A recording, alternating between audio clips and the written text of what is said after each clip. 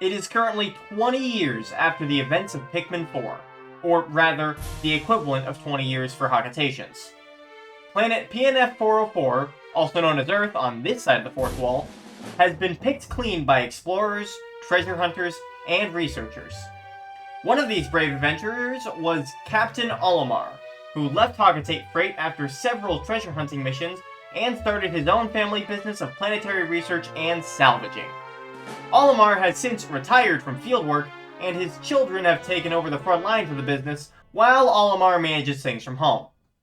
However, with PNF 404 having run dry of new discoveries, business has been slow for the two siblings. That is, until one day, an ancient observatory was unearthed on PNF 404, and the observatory's data provided a fantastic new discovery. PNF 413, the neighbor planet to PNF 404, which space probes had classified as uninhabitable to most life due to atmospheric factors, had actually been terraformed millions of years ago by an ancient civilization. Being the first people to make this discovery, Olimar's children, Kenamar and Terramar, flew to PNF 413 with haste, and promptly crash-landed in a freak atmospheric storm. The same storm that made everyone think that this planet was uninhabitable. Yes, this new red planet's airspace is even more hazardous than that of PNF 404, which was already infamous for how new arrivals would always crash land.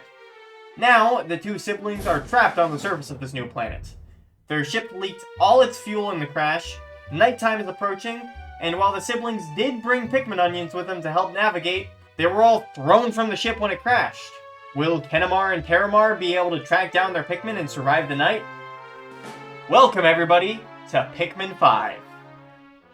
Or at least my idea for Pikmin 5. Hello everyone, my name is Calvin Brian Nestoris, and I'm here to write, design, and conceptualize my ideal sequel to Pikmin 4.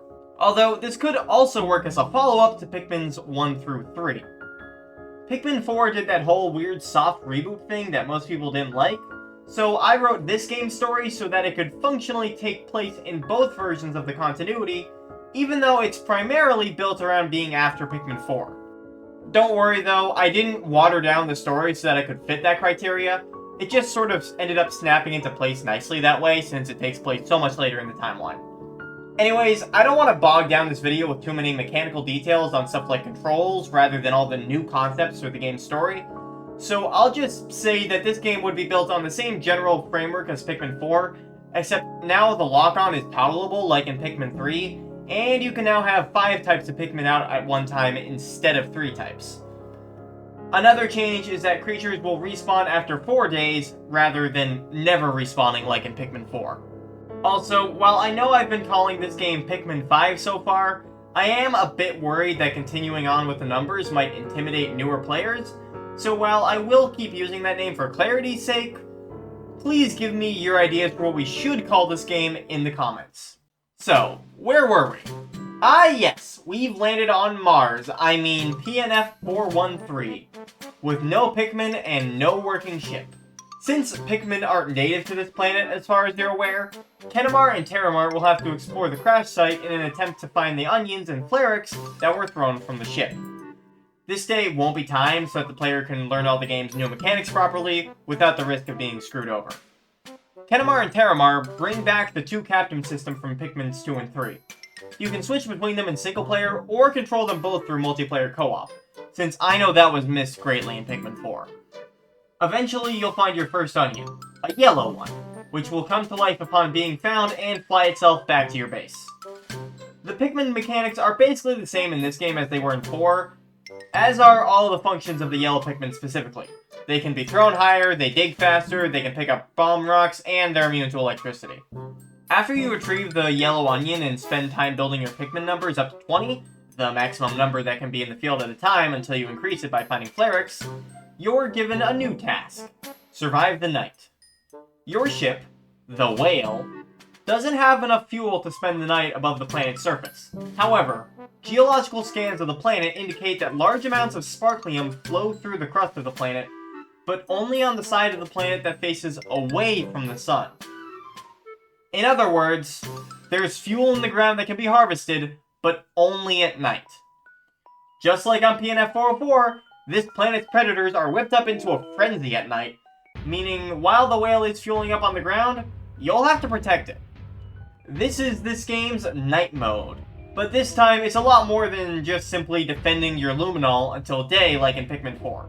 In this game, you can actually build fortifications around your ship using raw materials making a return from Pikmin 4. Additionally, this game will introduce a new mechanic where you can have your Pikmin move around larger objects that aren't treasures and take them anywhere you want as long as that area is accessible. These can be used as fortifications to protect your ship during night mode and as a general puzzle solving tool for doing things like bridging gaps and weighing things down while exploring the main world. Anyways, after you finish building fortifications, night eventually falls, and you fight off the amped up enemies before they can destroy your ship while it fuels up. At the end of the night, you see a strange giant figure way off in the distance, but it's too difficult to make out amidst the darkness. Once night is done, you can take off in your ship and spend some time safely above ground. It's here when you contact Captain Olimar. Olimar is too old now to be out in the field, but he's still in charge of the mission, and he's happy to give his kids advice. You'll be contacting him at the end of every day, or night if you do a night mission that day. Other than these nightly calls with Olimar, the occasional brief conversations between captains, and NPC encounters, there won't be much dialogue in this game. So, no heaps upon heaps of unnecessary tutorial dialogue like in Pikmin 4. This night, Captain Olimar gives you the rundown on what needs to happen. Due to continued atmospheric storms, the whale can't leave the planet without crashing again. The whale should be able to fly to new areas, but to do so, it will need to extract 2 night missions worth of sparklium. However, due to the aforementioned atmospheric issues, the whale's instruments won't be able to locate any safe landing sites, meaning you can't visit an area for the first time via flight. Instead, for the first time in Pikmin, you'll be able to travel on foot between different areas of the map. However, you won't be able to do much in these new areas before you get your ship over. When you discover a brand new area you haven't been to before, your Pikmin won't be able to carry anything back to the previous area, meaning you basically won't be able to do anything there until you find an appropriate landing site to take the whale to so it can calibrate the area, assuming it has enough sparklium to fly there. So that's another thing, you need to do 2 night missions before you can unlock a new area fully. After you've landed the whale in an area, that area is essentially fully unlocked. You can start your day there, and you can have your Pikmin carry items back to the Onion and your ship. Additionally, the whale has a smaller ship attached to it, known as the Junior Dolphin. Just like the SS Beagle in Pikmin 4, the Junior Dolphin will have several different landing sites in each area that you can summon it to while you're traveling around, so that the Onion will never be too far away no matter where you are on the map. However, you'll only be able to move the Junior Dolphin around if the whale is parked in that specific area, meaning you can't take it to a newly discovered area if you haven't brought the whale there yet. I'm hoping this new system will encourage more ground exploration rather than just introducing new areas through what's essentially a level select, while also not going full Breath of the Wild with the openness, since I know everyone's completely sick of that. This way, you'll still need to do night missions to unlock new areas, plus there will only be 1 or 2 pathways between each area, and most of those paths will require some puzzle solving in order to access. So, still a major formula change, but I'm hoping it'll turn out for the better. But enough about this game's new exploration system. Let's talk about collectibles. You're probably wondering what you'll be collecting in this game, since you unlock new areas through night missions. So, allow me to explain. The primary collectibles will be treasures, since this is a business venture after all. Treasures will net you money, and of that money, you'll need to obtain 30,000 Pokos to complete the main story. This is because in order to leave the planet, Olimar will need to send someone to PNF 404 to do a deeper investigation on the observatory you found. That way, he might find information that could help you learn how to get past the planet-wide storm and back into space. However, hiring a team to travel to another planet and look into that will, unfortunately, cost Olimar a lot of money, since he's too old to do it himself and his usual crew for this sort of thing, Kenamar and Terramar, is stranded on PNF 413. However, alongside treasure hunting, Olimar also intended for this to be a research mission on the new planet's ecosystem. He's a huge biology nerd after all. So every time you discover a new creature, and this game will have a multitude of unique rare enemies, the Pikmin will haul its corpse to the junior dolphin to be scanned before being fed to the onion, and Olimar will actually be able to publish his biology notes for a little extra money, so the Picklepedia gives you money in this game. Additionally, dead bosses will be shipped straight into the hold of the whale to be dissected, and Olimar will actually be able to analyze the data on them to send you upgrades that utilize some of the abilities of the boss. These upgrades will be fairly simple, probably not all that different from the ones you bought from the engineer guy in Pikmin 4, but they will give a fun extra bonus for defeating a boss.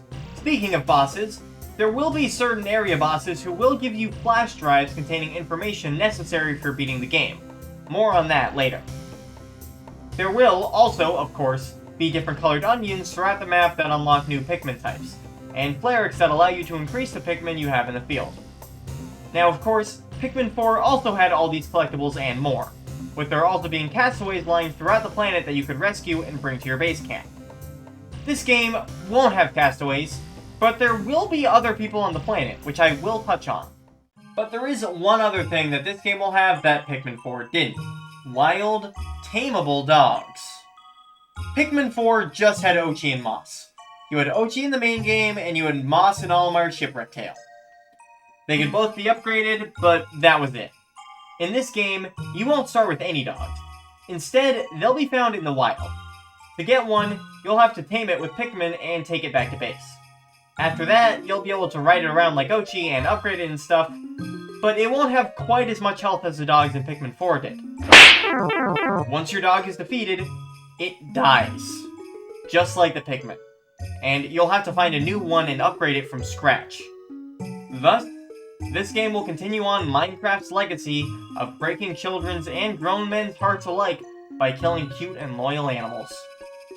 If you couldn't tell, this game is going to be considerably tougher than Pikmin 4, although still much easier than 1 and 2. Anyhoozle, Olimar will tell the kids about being stuck on the planet and finding both treasures and new enemies, and then after that, it's time for day 2. During the previous night's raid, one of the enemies will have smashed through a wall that leads out to the rest of the game's first area, simply named the Landing Point. This place is pretty standard Pikmin stuff, and probably the smallest area on the map, except for one. It's also color-coded for the type of Pikmin found here, being yellow. Each area has one onion for a specific type of Pikmin, and that area's environment is tailor-made for that Pikmin type. The Landing Point has yellow Pikmin, and it's a pretty standard natural area, except with some Martian-like stylization. The hot springs have blue Pikmin, and the environment is focused on natural water sources. Mount Blowtorch has red Pikmin, and it's basically a volcano area. The Barren Wastes is a mountainous desert reminiscent of actual Mars. And it has this game's new Pikmin type, which I will get to. Only after clearing through these first areas will you be able to unlock the outer areas of the map, which will have much more human influence. There's the Worn Tunnels, which are dusty old underground facilities with rock Pikmin as the area type.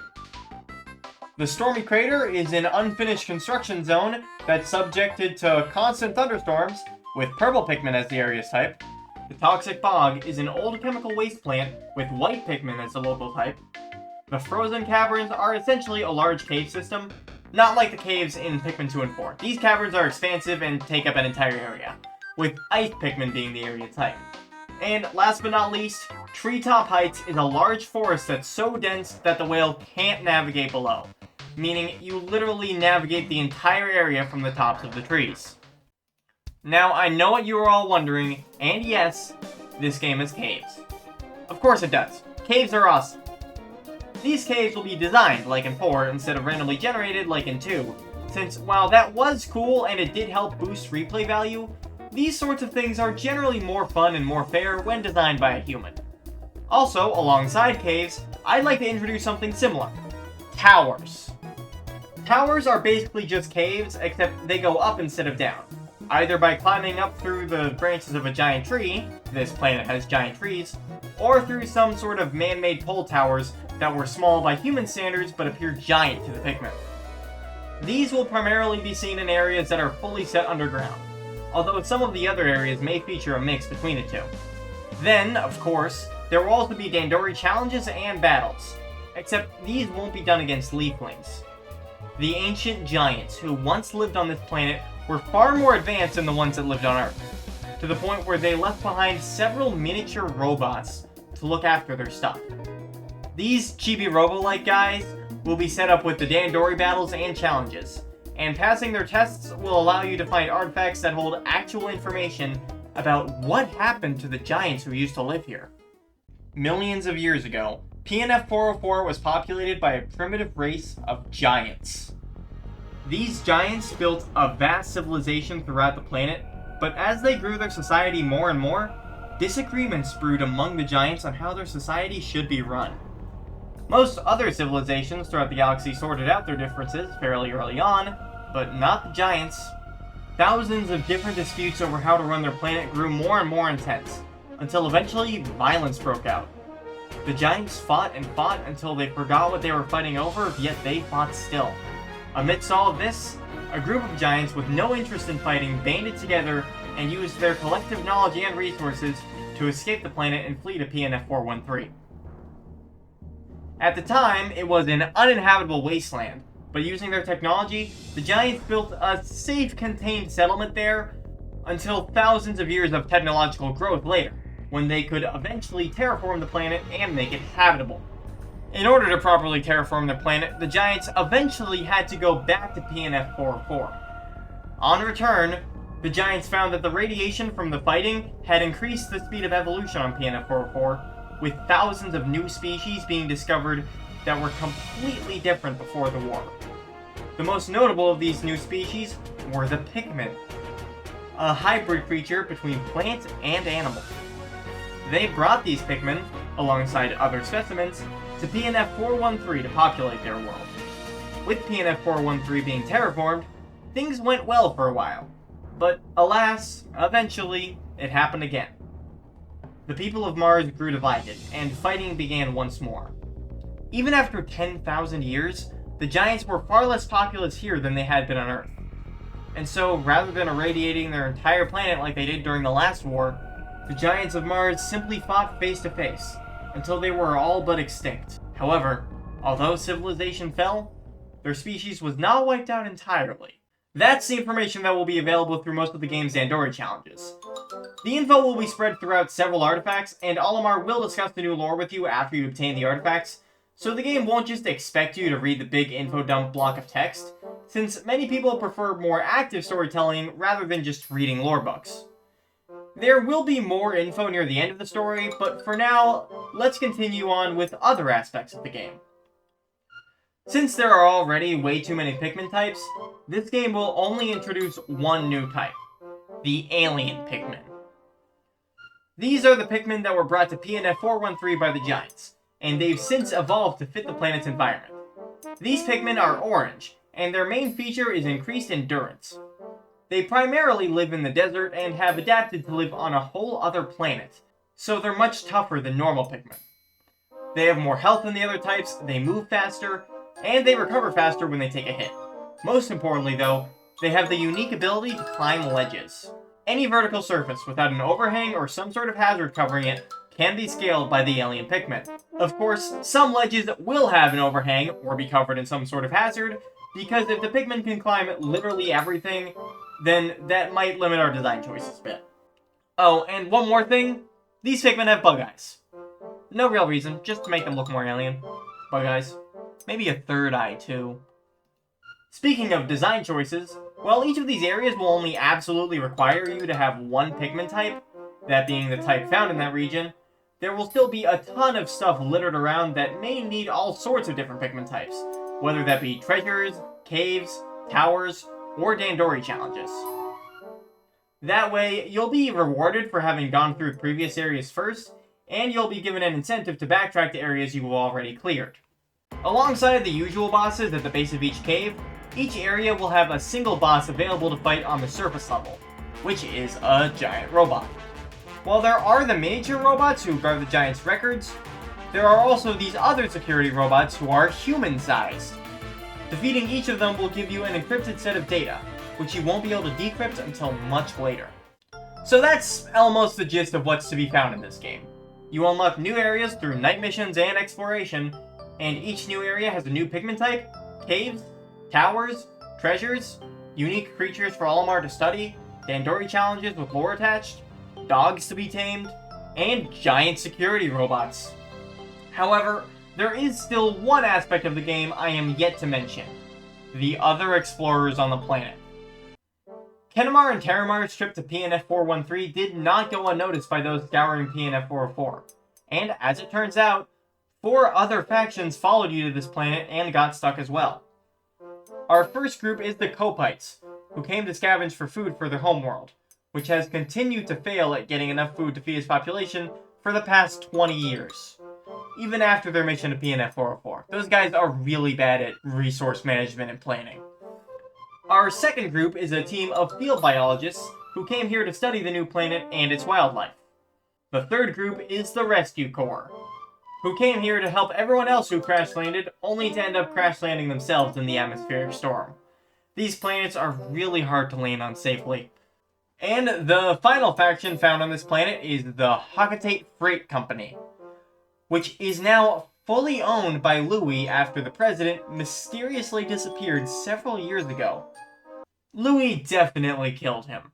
Probably ate him alive, honestly. Mysteriously, despite the 20-year time skip causing Olimar to become an old man and his kids to grow up fully, Louis has not aged a day somehow. And he's stirring up even more trouble than usual. The 3 friendly factions all have bases set up around their crashed ships in each of the different areas. The Copites are in the hot springs, the biologists are holed up under the volcano, and the Rescue Corps is camped out in the wastelands. Each of them is dealing with some kind of nonsense from the goons at Hakatate Freight, by which I mean Louis and maybe a couple of grunts he hired. They stole rations from the starving Copites, which you'll need to retrieve. From the biologists, Louis' 2 employees threw their lead researcher into an onion as a tasteless prank, and now you have to steal glow sap from Louis, who brought it over from PNF 404 as a snack, so you can return their leader to normal.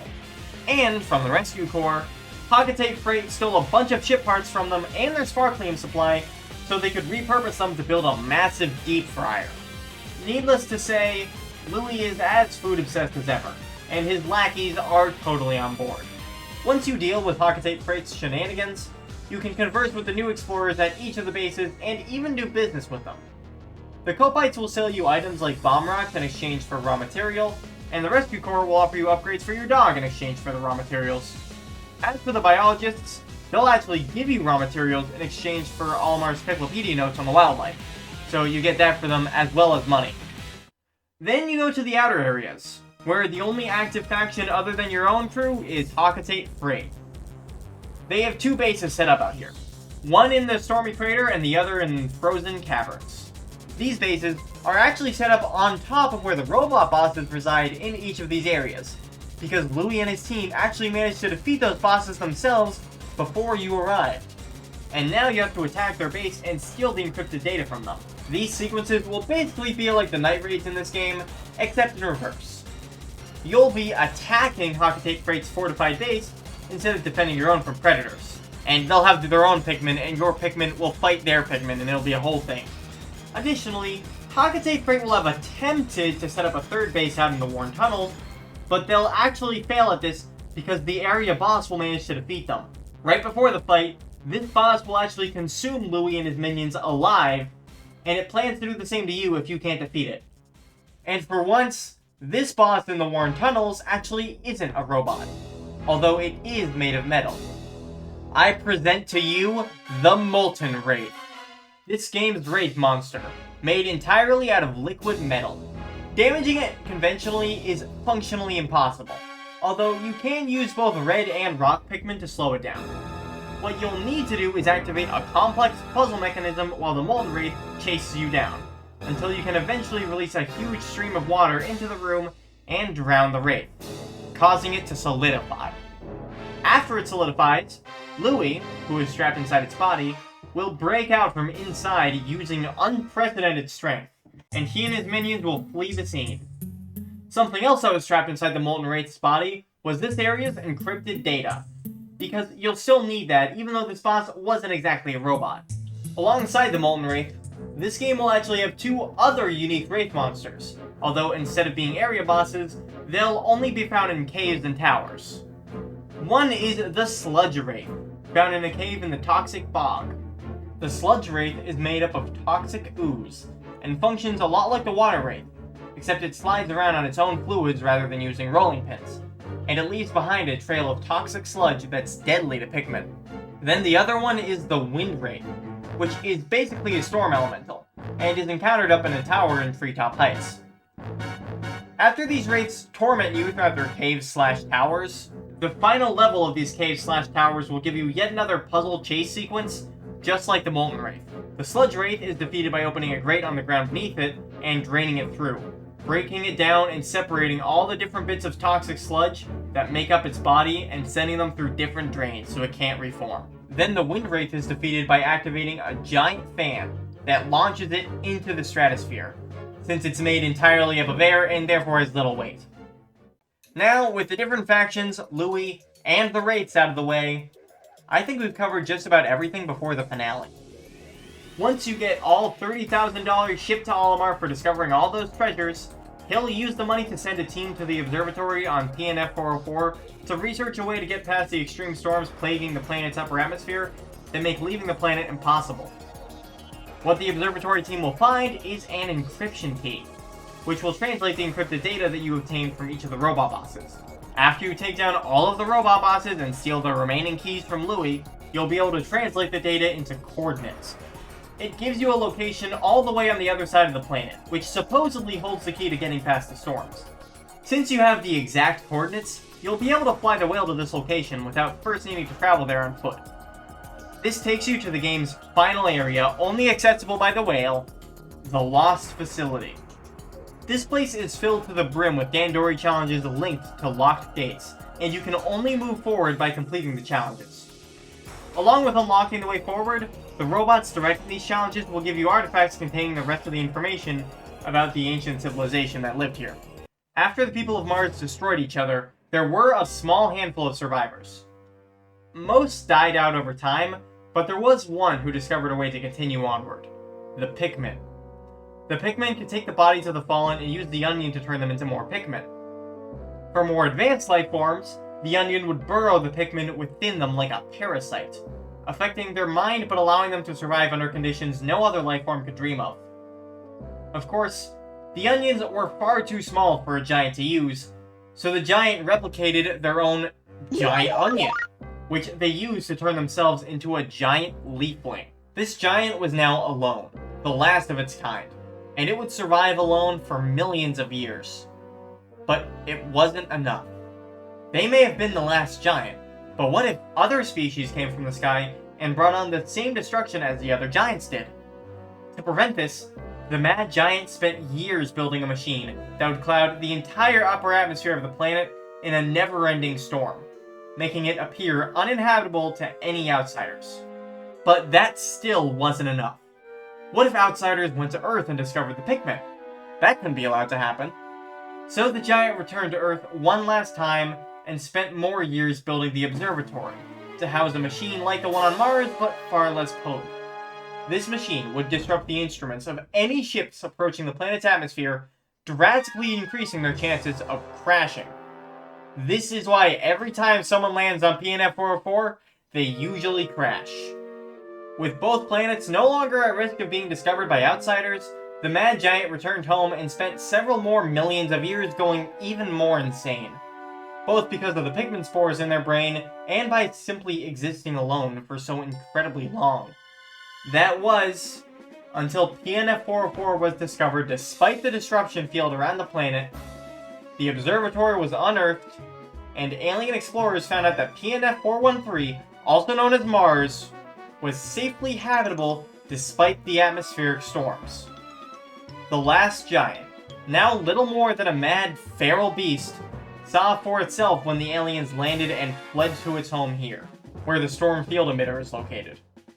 Your only option is to fight past the giant and turn off the storm field emitter so that everyone can go home.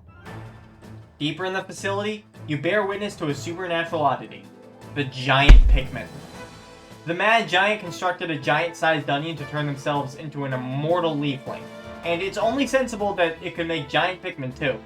These are all alien-type Pikmin, as those are the only ones naturally found on this planet, and they are actually hostile to you. These Pikmin are enemies, not allies. After you fight your way through a bunch of puzzle rooms guarded by these giant hostile Pikmin, you find the central control room, and in it stands the Leafling Giant. The first ever genuine human in Pikmin history, and this game's final boss. But how, oh how, could you possibly overcome such an insurmountable obstacle alone, with only 2 captains, 1 dog, and 100 Pikmin at most? Well, you won't be alone. On your left, folks, the Rescue Corps, Copite Foragers, and Biology team are all here to help, each with 100 Pikmin of their own and a dog. The first phase of this fight is just one giant team battle against the Leafling Giant. While you're only in control of about 25% of the Pikmin on the battlefield, it'll be made clear which ones are and aren't yours through various techniques. The amount of contribution that the other captains make with their Pikmin will scale directly with how much damage you do with your Pikmin. Meaning if you just sit back and watch, then all your teammates will get slaughtered. But if you go in there and do a bunch of damage, then they'll do a bunch of damage as well. If your guys get killed a bunch, they're probably not going to have much luck either. After you take down about half of the giant's health, it will try to get away by jumping up onto a giant ladder and climbing through a ceiling hatch out onto the roof.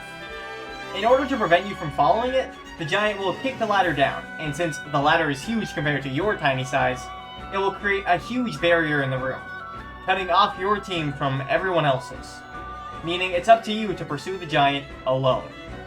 The side of the room that you're trapped on is the same side as the main console, which has enough buttons and doodads for you to use to climb up and eventually reach a pipe that leads you outside. Before going through that, though, you find the giant button that controls the storm field around the planet, and are allowed to deactivate it. Doing so brings forth a cheer from your allies below, and you hear an angry roar in the distance from the Leafling Giant, enraged that you've robbed the planet of its protection. But you're still going to have to take this giant out of its misery. Otherwise, it might turn the storm field back on, or, even worse, leave the planet and go wreak havoc on the people who deserve its peace. You crawl outside, and you're given some space to roam around on the roof, and you find a small containment unit that holds every type of Pikmin onion from Earth, and plenty of pellets, so you can regrow your numbers after undoubtedly taking heavy losses during the first phase. Or you can maybe just get, like, one of those bases that you can take your ship to. Why didn't I think of that while I was writing? I have the areas that you can summon your ship, the Junior Dolphin, to, and the onion goes with it. Yet I decided it would be better to have this area have its own second set of onions. I don't know what I'm thinking. I don't know what I'm thinking there. Whatever, the point is, you can regrow your numbers after everyone died during Phase 1. Following the Leafling Giant's trail eventually leads you out to a massive glass containment tank of some kind of sparkling green goo, and a large scaffolding tower directly next to the tank, where the Leafling Giant lies in wait. Since your measly crew of 100 isn't nearly enough to take on the Leafling Giant on its own, you're forced to flee up the scaffolding while the giant chases you. This is the second phase of the final boss fight. It works like the Wraith fights before, where you have to solve puzzles and move forward while the giant chases you in order to get higher and higher on the scaffolding, until you eventually reach an overhanging ledge at the top of the tower, which the giant chases you out onto, before it then realizes that the ledge isn't nearly strong enough to sustain the giant's weight, and the top part of the scaffolding breaks off. Kenamar, Terramar, and their group of Pikmin are saved by a group of winged Pikmin set up by the Rescue Corps, as everyone managed to finally find another way up onto the roof. The Leafling Giant, however, isn't so lucky. It falls from the scaffolding and smashes into the tank that's full of green slime. Turns out, that substance was actually glow sap, which all gets absorbed into the Leafling Giant's body, killing the Pikmin parasite inside of it and turning it back into a normal human. Alas, however, without the Leafling parts keeping it alive, the giant is no more than a dead husk. It was walking around for millions of years. Its normal bodily functions failed a long time ago. The Pikmin parasite animating its body and keeping its brain from decaying was the only reason this giant remained quote-unquote alive for as long as it did. That is, unless showing a dead and decaying human in the finale is enough to bump up the age rating of this game, in which case the giant will simply be rendered unconscious before mysteriously disappearing as a result of some kind of teleportation device or something. I don't know, that could probably lead to more post-game stuff, but I think it's best if this is the last we see of the last giant. With the storm field gone, everyone can finally leave. Of course, that doesn't mean everyone necessarily wants to leave, mind you. You've still got more treasures to find, the Copites still need to gather more food, the biologists still have more species to discover, and the Rescue Corps wants to keep an eye on the place since the removal of the storm field likely means that new arrivals will be coming soon, and they want to make sure that they have a safe landing and don't get stuck. However, there is one faction that everyone agrees needs to be removed from PNF 413, even though they themselves don't want to leave.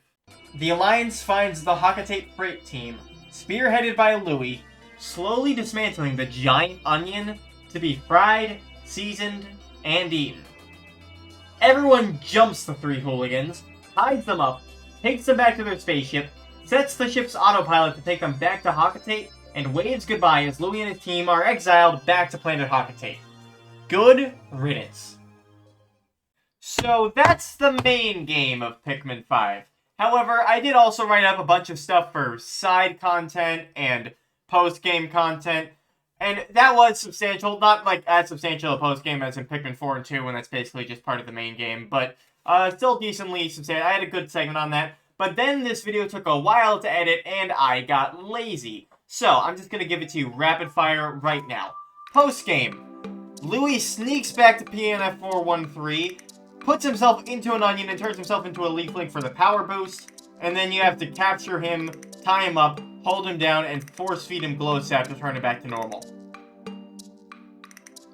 Louis is a fucking menace. I mean, I know I wrote him like this, but after the previous games, I kind of felt obligated. Now for the side content. Bingo Battle, obviously, and then also multiplayer Dandori challenges, so, you know, those two things. But Bingo Battle, also multiplayer, because why not? Maybe some online multiplayer, that would be really fun. And the big one, though, online cave creator, your own level editor for caves and towers, because towers are in this game. So for any Arlos in the chat, you get to play Pikmin for basically ever now. Infinite Pikmin content. Until the servers eventually get shut down in however many years.